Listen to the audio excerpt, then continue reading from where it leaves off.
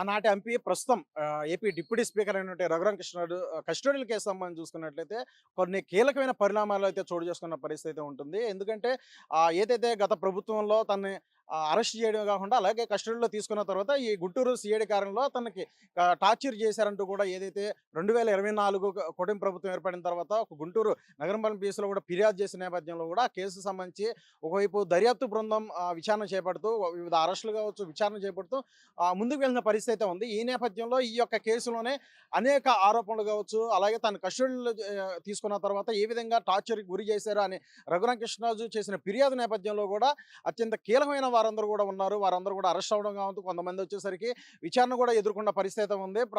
దాంట్కి సంబంధించి మాజీ CID chief అయినటువంటి సునీల్ కుమార్ కావచ్చు, అలాగే ఏ7గా ఉన్నటువంటి సునీల్ నాయక్ గత ప్రభుత్వంలో మాజీ సీఐడీ డీఐజీగా అయితే వ్యవహరించారు డిప్యూటేషన్ మీద వచ్చిన తర్వాత.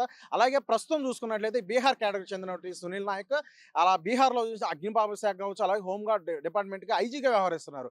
అయితే ఈ యొక్క కస్టడీ కేసు సంబంధించి ఏ7గా ఉన్న సునీల్ నాయక్ యొక్క విచారణ నిమిత్తం కూడా ఇటు విచారణ అధికారి విజయనగరం ఎస్పీ అయినటువంటి దామోదర్ నేతృత్వం మరి బృందం అంతా కూడా మరి అక్కడ పాట్నాకి వెళ్ళడం జరిగింది. అలాగే పలుమార్లు కూడా విచారణకు రావాలంటే కూడా కోరిన నేపథ్యంలో ఆయనైతే స్పందించకపోగా సో యాక్షన్ ప్లాన్‌లో నేపథ్యం కూడా వారు ఏపీ పోలీసులు వారి మీద అరెస్ట్ అని కూడా ఇష్యూ చేసి అరెస్ట్ చేసే నేపథ్యంలో అక్కడంతా కూడా హై డ్రామా నడిచిన పరిస్థితి అయితే ఉంది. ఎందుకంటే తమ క్యాడర్‌కి సంబంధించి తమ పోలీసులు పాట్నా పోలీసులు కావచ్చు వీరందరూ కూడా ఏపీ పోలీసులను అడ్డుకునే ప్రయత్నం అయితే చేస్తారు. ఒక హై టెన్షన్ వాతావరణం నెలకొన్న అనేది తెలిసిన సంగతే. దాని తర్వాత పరిణామాలన్నీ కూడా తెలిసిన నేపథ్యం చూసుకున్నట్లయితే అక్కడ పాట్నా కోర్టు ఏదైతే లోకల్ డిస్ట్రిక్ట్ కోర్టు ఉందో సెషన్ కోర్టు దానికి సంబంధించి 2వ తారీఖు వరకు కూడా ఇటువంటి చర్యలు తీసుకోకూడదు సునీల్ నాయక్ మీద అంటూ కూడా ఒక రక్షణ ఇచ్చిన నేపథ్యం అయితే కనిపిస్తుంది. అలాగే ఇక్కడ మొబైల్ కోర్టుకు సంబంధించి గుంటూరు మొబైల్ కోర్టులో కూడా ఒక నాన్ బెయిలబుల్ వారెంట్ సంబంధించి కావచ్చు పలు కేసులకు సంబంధించి పిటిషన్ల మీద కూడా వాదనలు ప్రతివాదనలు జరుగుతున్న పరిస్థితి ఉంది.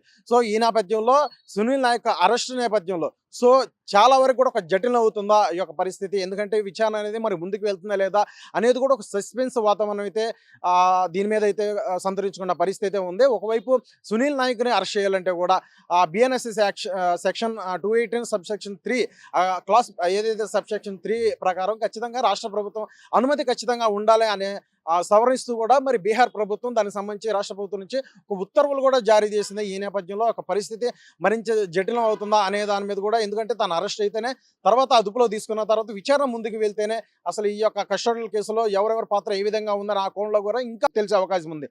సో ఈ నేపథ్యంలోనే దీనికి సంబంధించి అత్యంత క్లియర్గా మరి వాదోపవాదాలు ఏదైతే నాన్ బెయిలబుల్ వారెంట్కి సంబంధించి చూసుకున్నట్లయితే ఇరువైపు వాదనలు కూడా విన్నారు. తర్వాత 3వ తారీఖు ఈ యొక్క వాదనలకు సంబంధించి తీర్పు అయితే ఇవ్వనున్నారు మేజిస్ట్రేట్ స్రవంతి.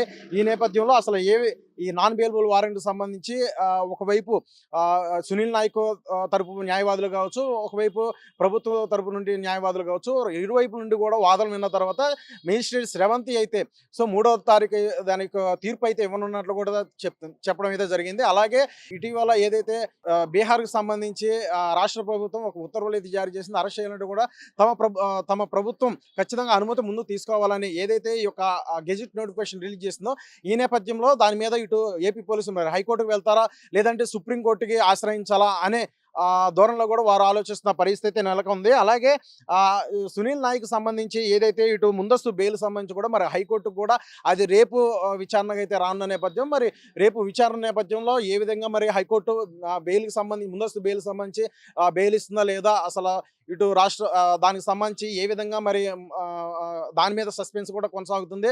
మరోవైపు చూసుకున్నట్లయితే 3వ తారీఖు సంబంధించి ఇటు గుంటూరు మేజిస్ట్రేట్ దాని మొబైల్ కోర్టు నుంచి అయితే కూడా ఒక ఉత్తర్వులు అయితే రానుంది, ఒక తీర్పు అయితే రానుంది. ఈ నేపథ్యంలో అక్కడ నాన్ బెయిలబుల్ వారెంట్ సంబంధించి అసలు ఏ విధంగా తీర్పు ఇస్తారు.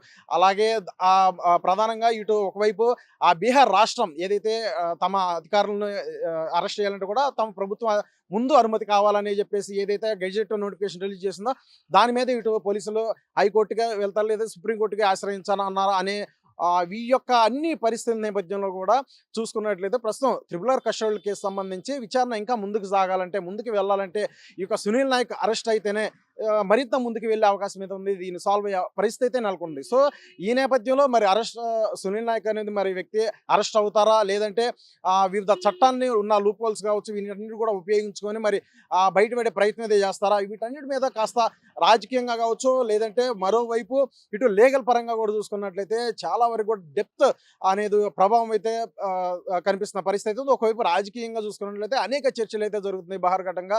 ఇక సునీల్ నాయక్ యొక్క అరెస్ట్‌కి సంబంధించి, అలాగే Bihar state versus Andhra state అనే నేపథ్యంలో గూడా సో, ఈ 2 రాష్ట్రాలకు సంబంధించి, అలాగే ప్రస్తుతం ఏదైతే సునీల్ నాయక్ అరెస్ట్ నేపథ్యంలో గూడా మరి ఏ విధంగా తదుపరి కార్యాచరణలో మరి ఈ యొక్క దర్యాప్తు బృందం గావచ్చు, అలాగే ఏపీ పోలీసులు గావచ్చు, మరి ఏ విధంగా మరి ప్రొసీడ్ అవుతున్నారు. ఒక లీగల్ సమస్యలో ఈ మొత్తం గూడా చుట్టుముట్టిన పరిస్థితి నేపథ్యంలో మరి ఏ విధంగా ఆ యొక్క అన్నిటిని కూడా సాల్వ్ చేసే విధంగా మరి హైకోర్ట్‌కి వెళ్ళనున్నారా? లేదా సుప్రీం కోర్ట్‌కి వెళ్ళనున్నారా? ఇలాగ అనేక ప్రశ్నలు సంబంధించి ఈ యొక్క ప్రశ్నల సమాధానాలు వచ్చిన తర్వాతే మరి సునీల్ నాయక్ అరెస్ట్ ప్రాసెస్ అనేది మరి ముందుకు వెళ్తుందా లేదా అనేది ఒక బిగ్గెస్ట్ క్వెషన్‌గా అయితే అందరి ముందు కూడా ఉన్న పరిస్థితి అయితే నెలకొంది.